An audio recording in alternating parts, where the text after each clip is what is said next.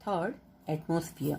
The Earth is surrounded by a layer of gases up to the approximate height of 850 to 1000 kilometers. The layer of various gases is called atmosphere. The atmosphere cannot be seen with the naked eye.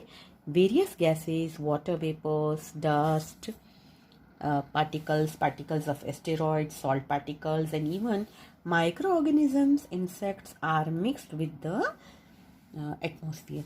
जो atmosphere होता है वो एक layer होता है अर्थ के आजू बाजू जो गैसेस का, और अप्रॉक्सीमेटली 850 से 1000 किलोमीटर्स तक होता है और उसको एटमॉस्फेयर बोला जाता है. यानी अर्थ होती है उसके आजू बाजू पूरा लेयर होता है.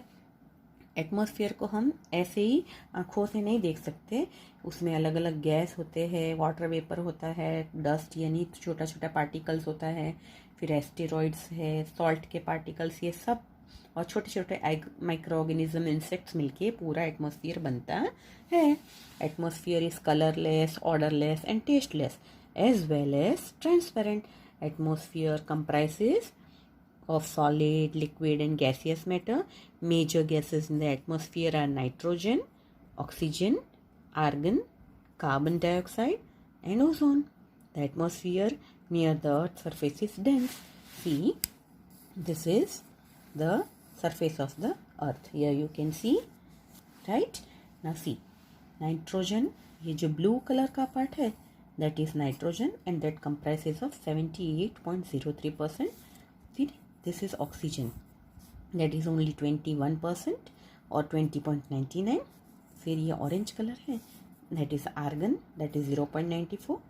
Then green color is carbon dioxide, that is 0.03 and other gases, that is 0.01%. Now this is a ratio. सबसे ज़्यादा नाइट्रोजन, फिर ऑक्सीजन, फिर argon, carbon dioxide and other gases. Now, as we go above the Earth's surface, ratio of most of the gases in the atmosphere decreases. And since carbon dioxide is heavy gas, it is dense in the lower strata of the air and decreases in the above strata. The presence of carbon dioxide after the height of about 20 kilometers, oxygen after the height of 10 kilometers, and nitrogen after the approximate height of 130 kilometers is seen decreasing. At the high altitudes, there are only light gases like hydrogen and helium. Now see, we can see that जो हम अर्थ के surface के ratio देखते हैं तो ज़्यादा तौर पे गैसेस एटमॉस्फेयर में धीरे धीरे कम होते जाते हैं, और कार्बन डाइऑक्साइड बहुत हैवी गैस है इसलिए वो डेंस होता है. Lower strata of the, it is lower in dense in the lower strata and decreases in the above. ऊपर जाते जाते कम होता जाता है. And the presence of carbon dioxide after the height of about 20 kilometres, oxygen after यानी 20 kilometres के बाद carbon dioxide 10, oxygen 110 kilometre के बाद, और nitrogen after 130 kilometres is seen decreasing. ऊपर जाते जाते कम हो जाता है. ऊपर हल्की गैस ही रह जाती है जैसे hydrogen and helium. High altitudes पे ये दो गैस ही ज़्यादा होती है क्योंकि ये डेंस वजन में भारी होती है, ऑक्सीजन, नाइट्रोजन वगैरह, कार्बन डाइऑक्साइड, और ये हल्की होती है. Now here you can see height of gases in atmosphere. See here are the gases. You can see here, this is carbon dioxide, right? This is oxygen, and here you can see nitrogen. तो धीरे धीरे reduce होता जाएगा. ये देखो ऊपर से कम फिर कम, ऐसे it happens. Okay, now the ratio of ozone gas in the atmosphere is very less.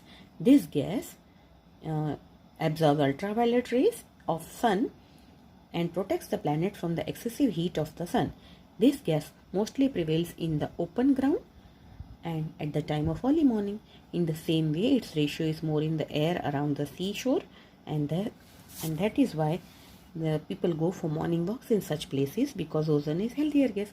Now see, ozone gas बहुत ही कम होता है और सबसे अच्छा ओजोन गैस होता है क्योंकि वो है ना अल्ट्रावायलेट रेज का जो किरण सन के जो हमको नुकसान करते हैं उसको एब्जॉर्ब कर लेता है और प्लैनेट को प्रोटेक्ट करता है एक्सेसिव हीट से. लेकिन दिस गैस हमको ये कहाँ पे मिलेगा?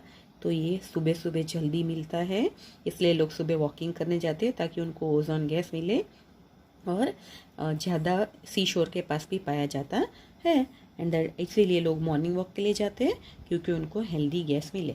Children, here you can see 0 kilometre, then 20, then 110 and 100, and here hydrogen and helium you can get, and here other gases are there. Okay, now think, why do mountaineers carry oxygen bottles while climbing a mountain? Because ऊपर जाके air पतली हो जाती है तो breathing में problem आती है, सो वो अपने साथ ऑक्सीजन बॉटल लेके जाते हैं। Now, due to the various particles in the atmosphere, sunlight is seen spreading on the earth. It does not become dark or bright suddenly. Sky colors of dawn before sunrise and dusk after sunset are because of the dust particles. The rays are reflected through the dust particles and we get sunlight. See, direct sunlight हमको नहीं मिलता, जो air में particles होते हैं atmosphere में, उसकी वजह से हमको लाइट मिलता है. अब सुबह देखो या शाम को देखो तो एकदम अलग ही स्काई दिखता है, और स्काई कलर जो डॉन और सनराइज सुबह के पहले और शाम को जो होता है वो डस्ट पार्टिकल्स की वजह, हम देखेंगे तो ऐसे रेज में हमको छोटे छोटे पार्टिकल्स तैरते हुए दिखेंगे, and they are reflected through the dust particles and we get sunlight. उसकी वजह से ही हमको सनलाइट हमारे तक पहुंचती है. Sound can be heard with the medium of atmosphere. The waves of sound and light are reflected in the atmosphere and returns to the earth's surface, so that transmission of radio and television becomes possible. Heavenly objects such as meteorites burn due to the friction of atmosphere and get damaged. Thus, atmosphere proves as a natural shield for the earth. यानी जो sound हम सुनते हैं वो भी हमको atmosphere के help से ही पता चलता है, क्योंकि वो हम जो बोलते हैं वो सामने वाले तक कैसे पहुंचता है, वो उसको वेव्स को ले जाते हैं, और इसी वजह से द साउंड जो वेव्स होते हैं और लाइट के जो, वो बहुत लाइट होते हैं and reflected in the atmosphere and return to the earth surface. वो रिफ्लेक्ट होके वापस आते हैं, ताकि रेडियो का ट्रांसमिशन, टेलीविजन, वो सब पॉसिबल इसी वजह से होता है.